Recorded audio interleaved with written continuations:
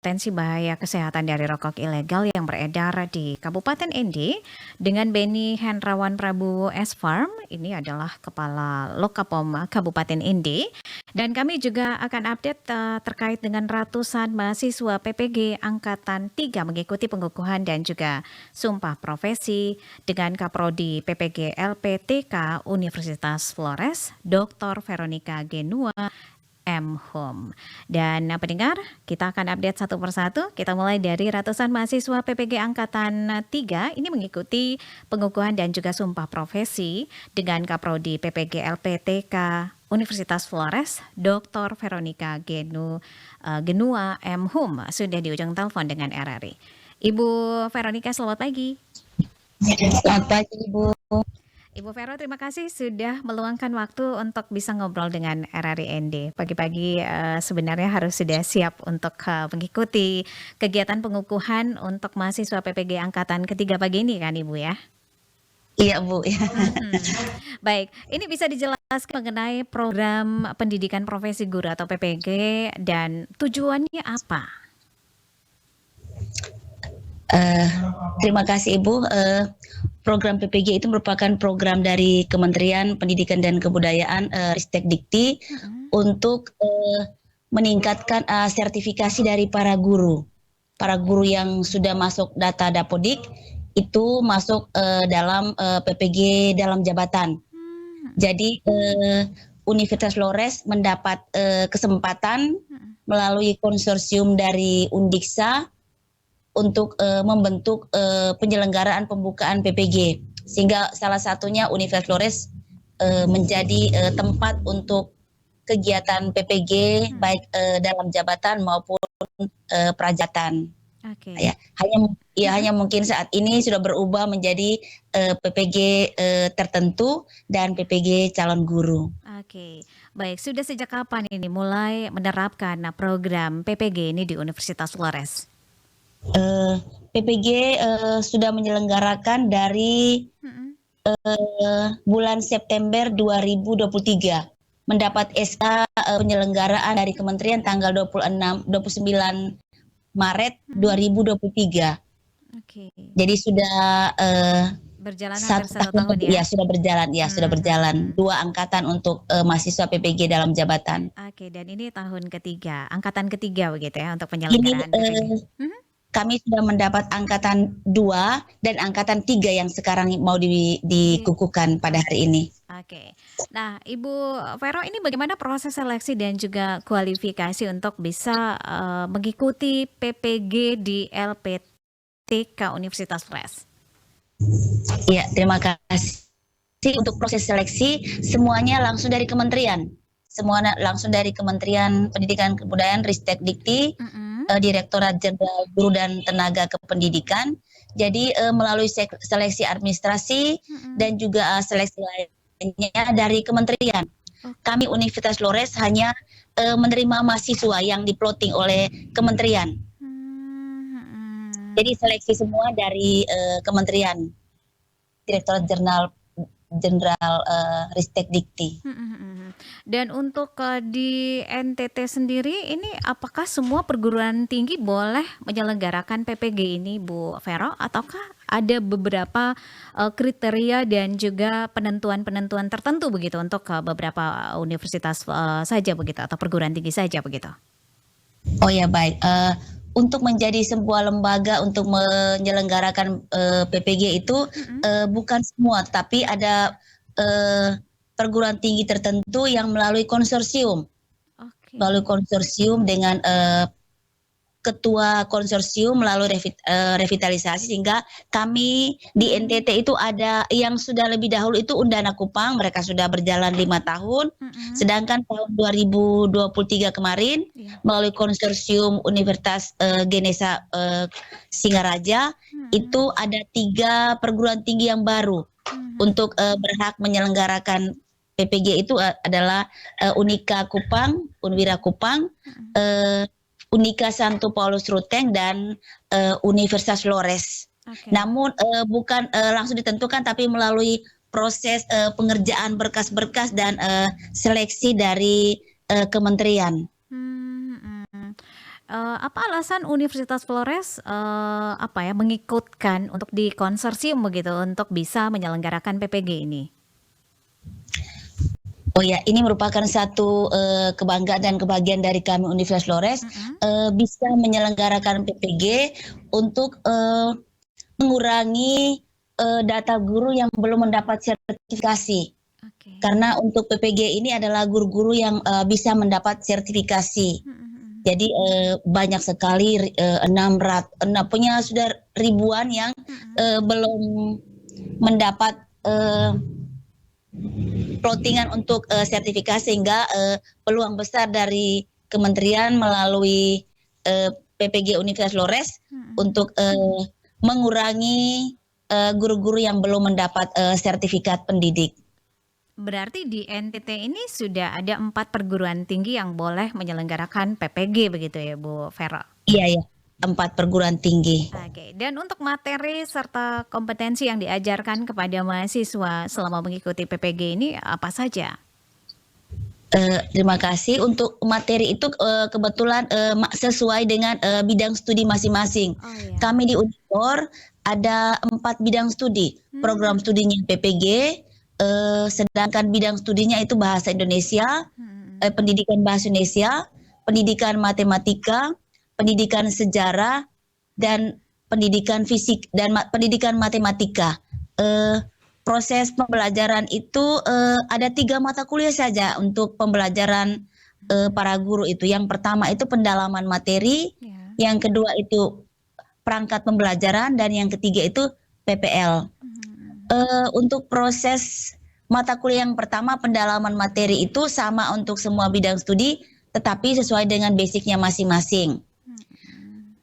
Untuk mata kuliah yang pertama pendalaman materi, seluruh mahasiswa masih berada dalam kelompok besar, yaitu 30 orang dalam satu kelas, didampingi oleh guru pamong dan dosen yang sudah memiliki kriteria menjadi seorang pengajar, dan juga guru pamong yang sudah memenuhi kriteria sebagai seorang guru pamong.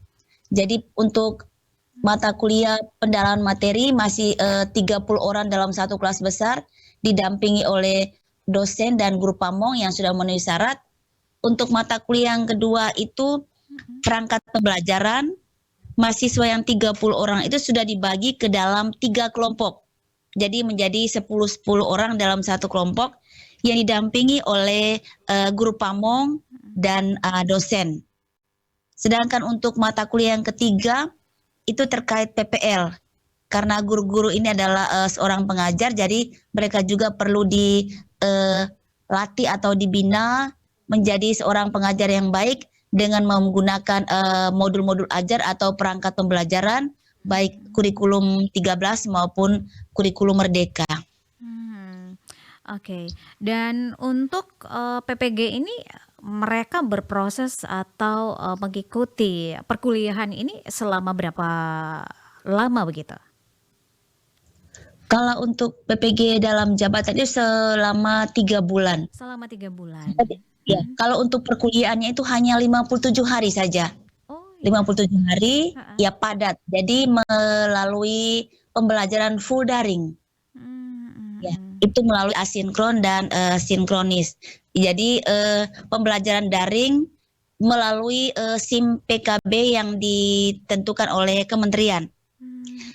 Jadi selama 57 hari perkuliahan full, perkuliahan tatap wajah dan tatap muka melalui Zoom, dan juga tugas melalui LMS SIM PKB.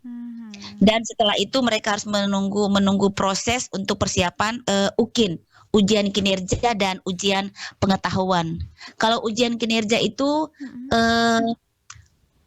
diperiksa oleh dosen dan guru pamong di LPTK masing-masing. Sedangkan untuk UP, ujian pengetahuan itu langsung dari kementerian. Jadi setelah mahasiswa mengikuti UKIN, ujian kinerja, mereka menunggu jadwal untuk mengikuti ujian nasional yang ditetapkan oleh kementerian, dan mereka harus masuk melalui perguruan tinggi tertentu. Jadi ditentukan dari kementerian, seperti itu. Dan pematerinya itu adalah dari kementerian sendiri begitu Ibu Vero ya? Kalau untuk pemateri yang Mhm. perkuliahan selama 57 hari itu oleh dosen di LPTK yang menyelenggarakan PPG. Oke. Sedangkan kalau untuk ujian pengetahuan yang terakhir, ujian nasional, itu Mhm. langsung dari kementerian. Oke. Ibu Vero, ini ada banyak yang mendengarkan kita pagi hari ini. Sekiranya bisa memberikan informasi, persyaratannya itu seperti apa dan bagaimana proses pendaftaran? Ya, terima kasih. Kalau untuk PPG dalam jabatan Mhm. atau sekarang dinyamakan PPG tertentu, Mhm. itu langsung berurusan dengan kementerian Pendidikan dan Oh Kebudayaan. iya. Sedangkan untuk PPG dalam prajabatan yang sekarang disebut dengan PPG calon guru, Mhm. itu juga pendaftaran melalui Kementerian Pendidikan dan Kebudayaan melalui PPG Kemendikbud. Mhm mhm. Ya, jadi semua persyaratan mulai dari administrasi itu melalui kementerian. Setelah mahasiswa lolos administrasi, Mhm. akan di plotting untuk mengikuti tes substantif yang diselenggarakan di beberapa tempat yang sudah ditentukan oleh kementerian. Mmm. Mahasiswa mengikuti tes, setelah lulus tes, Ya. apabila lulus tes akan dilanjutkan dengan wawancara. Jadi Mhm. setelah lanjut wawancara, kalau dinyatakan lulus, mereka dinyatakan sebagai mahasiswa, Mhm. tetapi harus melalui lapor diri ke LPTK yang ditentukan dari kementerian. Mmm. Ya, jadi memang prosesnya sangat sulit Ya. karena mahasiswa ini semua mendapat beasiswa, bukan membayar sendiri. Oh Jadi iya, beasiswanya langsung dari kementerian. kementerian. Jadi kuliahnya gratis, tapi Mmm. harus berusaha keras untuk mendapatkan beasiswa itu. Full belajar selama 57 hari begitu ya Ibu Vera ya? Eee, kalau untuk PPG dalam jabatan atau disebut PPG tertentu yang sekarang, Mhm. itu 57 hari. Mhm. Tapi untuk yang 57 hari itu sudah melalui PMM, ya Apa sudah itu? berubah menjadi PMM, Mmm. sedangkan untuk PPG prajabatan itu kuliahnya luring selama 1 tahun Selama 1 di tahun. lembaga yang ya selama di 1 tahun. Eee, Mmm. Mereka melaksanakan pembelajaran di kampus dan pembelajaran PPL di sekolah. Mhm. Apa Jadi perbedaannya ini, Bu? perbedaan PPG dalam jabatan dengan PPG Mhm. prajabatan, kalau PPG dalam jabatan itu eee, gu guru-guru yang guru-guru yang datanya sudah masuk dalam data Dapodik. Oh iya. Dia sudah dalam data dari Dapodik dari kementerian, Mhm. sedangkan kalau PPG prajabatan itu guru-guru mahasiswa yang baru tamat sarjana yang Mhm. umurnya maksimal 32 tahun. Oke. Oh jadi Ya, di situ perbedaannya ya, Bu, ya? ya perbedaannya ya. Jadi kalau Mhm. yang mereka yang dalam prajabatan itu belum masuk data Dapodik. Mhm. Nah, belum masuk data Dapodik ya. Oke. Jadi mereka harus masuk ke PPG prajabatan atau PPG calon guru. Mhm. Ini adalah angkatan ketiga begitu ya untuk Ya, penyelenggaraan sekarang PPG? Mhm. angkatan 3 untuk PPG dalam jabatan, Mhm. kategori 1 angkatan 3. Oke. Dan Anda melihatnya seperti apa animo dari, masyarakat, Kabupaten ND dan Flores pada umumnya karena, untuk universitas yang bisa menyelenggarakan PPG ini, Unflor begitu salah satunya ya. Dan ini Anda melihatnya seperti apa animonya? Apakah semakin meningkat dari tahun ke tahun atau seperti apa? Ya, untuk animo masyarakat terutama para guru, mereka merasa sangat senang Mhm. karena di Uniflor ini sudah menyelenggarakan PPG, jadi mereka tidak perlu jauh-jauh lagi ke Palembang sampai di Papua. Jadi Mmm. memang ini merupakan kesempatan emas dari Bapak Ibu guru Ya. yang sedang menanti untuk mendapatkan undangan Mhm. untuk menjadi peserta PPG dalam jabatan atau disebut PPG tertentu. Semoga salah satu syarat yang Bapak Ibu harus lakukan yaitu melalui pemutakhiran data dan bersiap-siap menunggu panggilan dari kementerian untuk menjadi calon peserta PPG. Mhm. Dan juga untuk mahasiswa Mhm. yang sudah lulus sarjana, karena ini peluang besar untuk mahasiswa Jadi silakan mendaftarkan diri Anda di program studi profesi guru melalui PPG Kemendikbud. Untuk melihat semua syarat, semua ada di sana. Oke, dan untuk jumlah mahasiswa sendiri yang mengikuti PPG dari tahapan ke tahapan atau dari angkatan ke angkatan ini apakah meningkat, Ibu Vero? Kalau Jumlahnya? untuk jumlah mahasiswa itu memang terjadi peningkatan.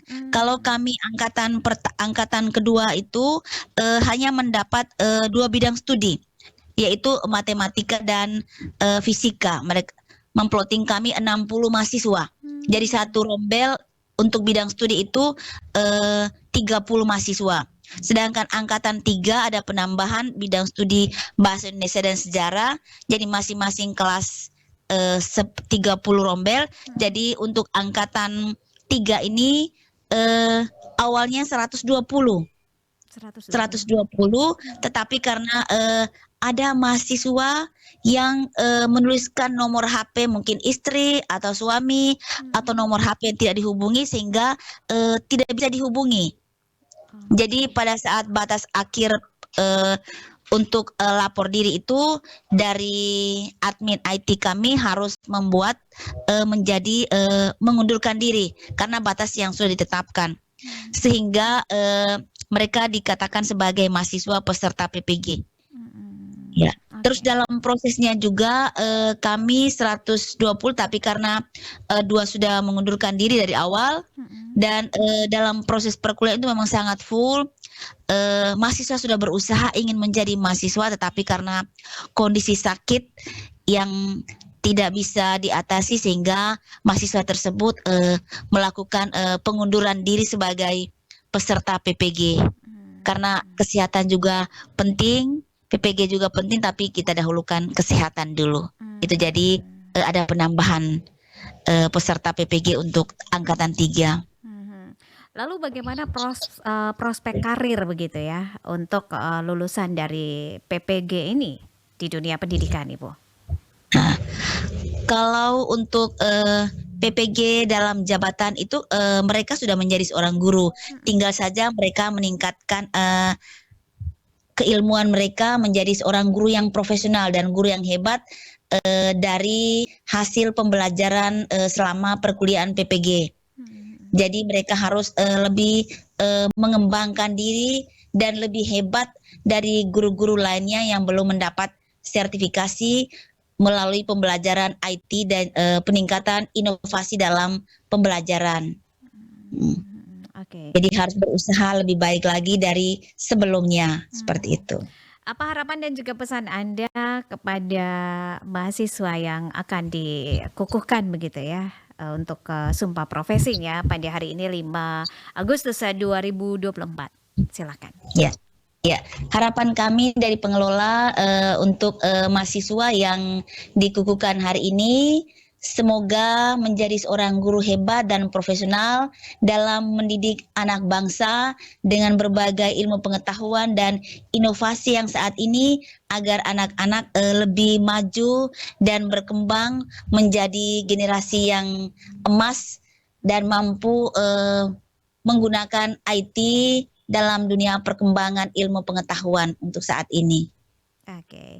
Terima kasih Bu Vero untuk waktunya bersama RRI pagi hari ini. Sukses untuk kegiatannya hari ini pengukuhan peserta PPG dalam jabatan angkatan ketiga dan juga pelantikan ikatan alumni di Universitas Flores ND. Salam hangat dari kawasan Jalan Duren nomor 1 ND. Selamat pagi. Selamat pagi, terima kasih.